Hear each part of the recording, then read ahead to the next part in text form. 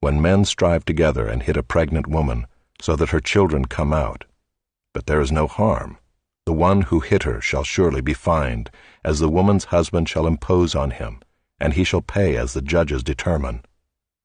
But if there is harm, then you shall pay life for life, eye for eye, tooth for tooth, hand for hand, foot for foot, burn for burn, wound for wound, stripe for stripe. When a man strikes the eye of his slave, male or female, and destroys it, he shall let the slave go free because of his eye.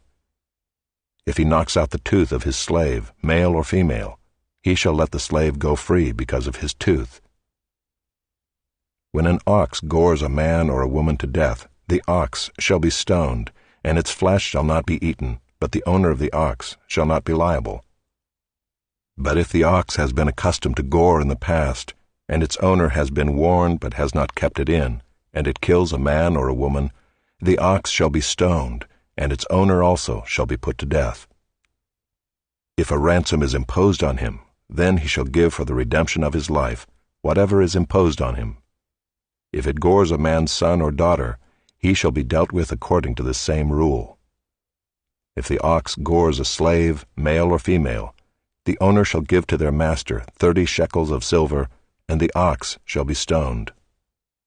When a man opens a pit, or when a man digs a pit and does not cover it, and an ox or a donkey falls into it, the owner of the pit shall make restoration. He shall give money to its owner, and the dead beast shall be his. When one man's ox butts another so that it dies, then they shall sell the live ox and share its price, and the dead beast also they shall share. Or if it is known that the ox has been accustomed to gore in the past, and its owner has not kept it in, he shall repay ox for ox, and the dead beast shall be his. Chapter 22. If a man steals an ox or a sheep, and kills it or sells it, he shall repay 5 oxen for an ox, and 4 sheep for a sheep.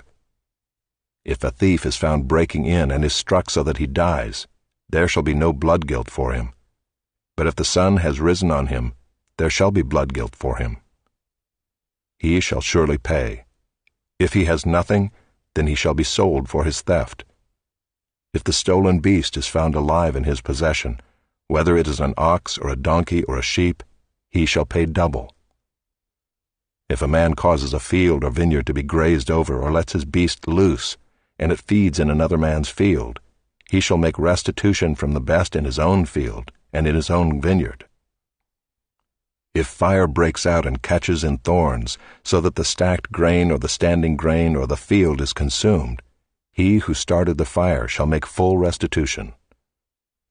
If a man gives to his neighbor money or goods to keep safe, and it is stolen from the man's house, then if the thief is found, he shall pay double. If the thief is not found, the owner of the house shall come near to God to show whether or not he has put his hand to his neighbor's property. For every breach of trust, whether it is for an ox, for a donkey, for a sheep, for a cloak, or for any kind of lost thing, of which one says, "This is it," the case of both parties shall come before God. The one whom God condemns shall pay double to his neighbor. If a man gives to his neighbor a donkey or an ox or a sheep or any beast to keep safe, and it dies or is injured or is driven away without anyone seeing it, an oath by the Lord shall be between them both to see whether or not he has put his hand to his neighbor's property. The owner shall accept the oath, and he shall not make restitution. But if it is stolen from him, he shall make restitution to its owner. If it is torn by beasts, let him bring it as evidence.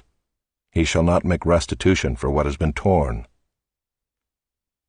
If a man borrows anything of his neighbor, and it is injured or dies, the owner not being with it, he shall make full restitution.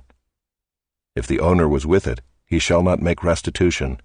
If it was hired, it came for its hiring fee.